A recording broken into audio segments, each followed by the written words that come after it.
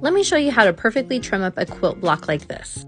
It's kind of like a half square triangle, but then you also have this little bit over here and it might trip you up if you're a beginner.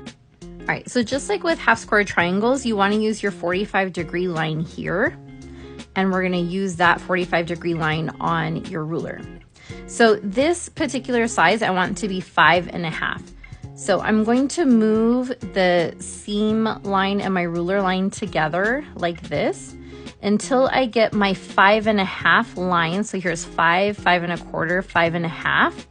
I'm going to follow that up to the very edge of my ruler, and I'm going to get it to where it touches this seam line here. And so keep this along here and then move 5.5 up to where it touches that seam line up there. And just make sure that it matches there and it's on this line here. And then we're gonna hold it down and we're gonna cut 2 sides at once. We're gonna cut here and then we're gonna cut here. This gives us a squared side. So this is all squared right here. And then we can turn it around.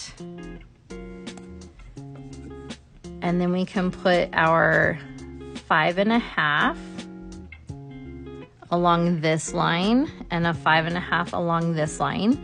And then this 45-degree line should be here also, and it should perfectly match up here in the corner as well.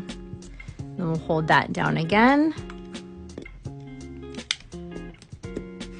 And we'll do these 2 sides. And that will give us our perfect 5.5.